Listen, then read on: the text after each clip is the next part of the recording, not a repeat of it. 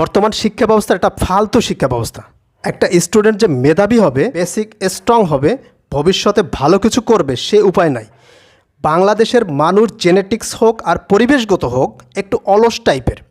ছাত্ররা কখনো পড়তে চায় যারা একটু ব্রিলিয়ান্ট টাইপের, যাদের মন প্রাণে ভবিষ্যতের একটা চিন্তা থাকে, তারা একটু পড়াশোনা করতে চায়।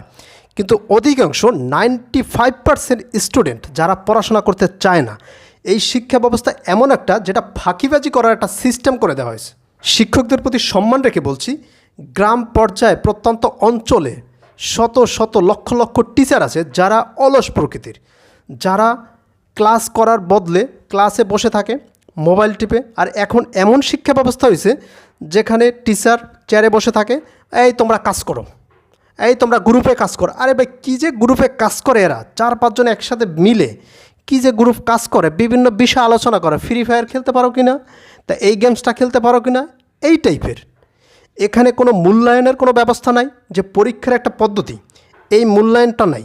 একটা প্র্যাকটিক্যাল সিস্টেম দেখে আসছি, এই প্র্যাকটিক্যাল আদৌ কোনো প্রয়োগ হয়?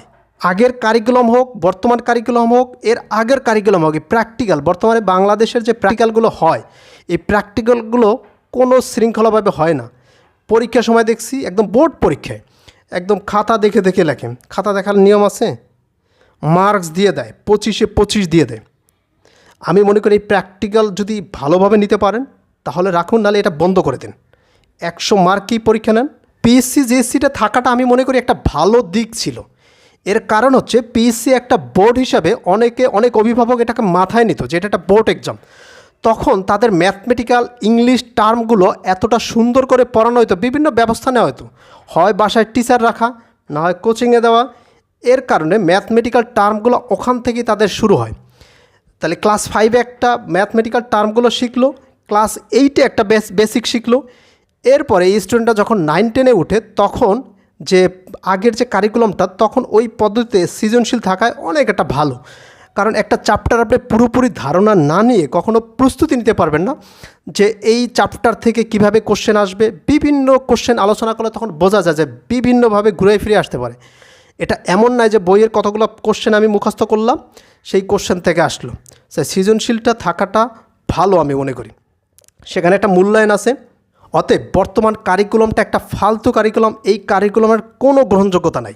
এখানে স্টুডেন্টদেরকে ফাঁকিবাজি করার সিস্টেম শেখানো হয়েছে, এখানে টিচারদের ফাঁকিবাজি করার একটা সিস্টেম শেখানো হয়েছে, প্রেশারহীন। আরে ভাই, এখানে কে পড়াশোনা করে? স্টুডেন্ট সারাদিন ঘুরে বেড়ায়। বর্তমানে মোবাইল যুগ, মোবাইলে এই গেমস খেলে, ওই গেমস খেলে। এখন এমন হয়েছে যে তাদের কোনো প্রেশার নাই, কোনো পরীক্ষার পদ্ধতি নাই, মূল্যায়নের পদ্ধতি নাই, তারা ঘুরে বেড়ায়।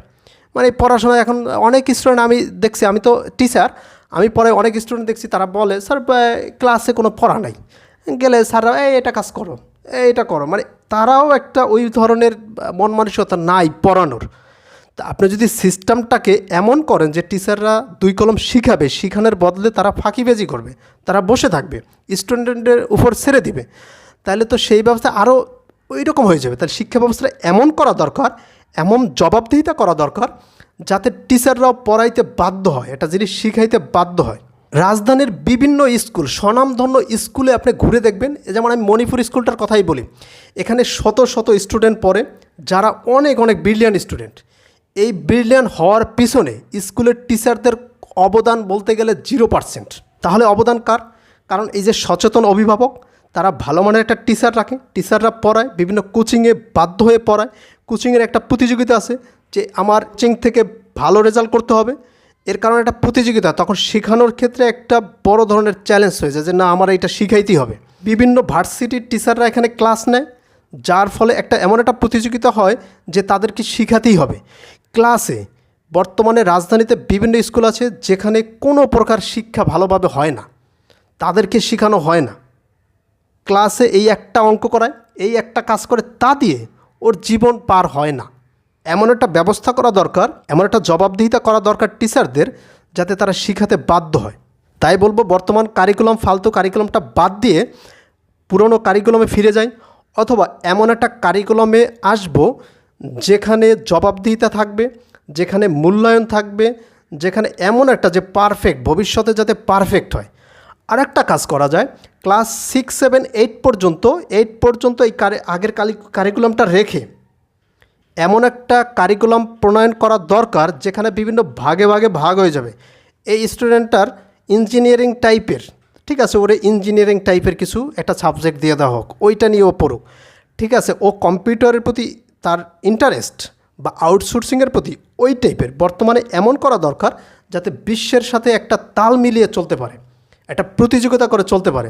ওর ভিতরে বিভিন্ন ডাক্তারি বৈশিষ্ট্য আছে, ঠিক আছে, ওরে এই একটা গ্রুপ দিয়ে দিই, এরকম করে 8-এর পরে অনেকগুলো গ্রুপ করা দরকার যেখানে তার ভবিষ্যৎ নির্ধারণ হবে যে এ ডাক্তার হবে, এ ইঞ্জিনিয়ার হবে, এ সাংবাদিক হবে। যার যেভাবে ইন্টারেস্ট আমি মনে করি সেইভাবে মাথায় রেখে যাতে এইটা দিয়ে সে বিশ্বের সাথে তাল মিলিয়ে চলতে পারে এবং তার ভবিষ্যৎটা গড়তে পারে। শিক্ষাটা আমরা বলি যে শিক্ষার জন্য, আমরা মেধাবী হওয়ার জন্য বা জ্ঞান অর্জন করার জন্য শিখি, এটা ঠিক আছে, কিন্তু জ্ঞানটা দিয়ে আমরা যদি ভালো কিছু করতে পারি জীবনে, সেটা কি অন্যায়? ক্লাস 8-এর পর আপনি তাদেরকে একটা আউটসোর্সিংয়ের একটা ক্লাস দিয়ে দেন, আউটসোর্সিংয়ের একটা বেসিক, এমনভাবে যে ওইখান থেকে তাদের বাধ্যতামূলক শিখতে হবে, সে ওই লেভেলে যাবে।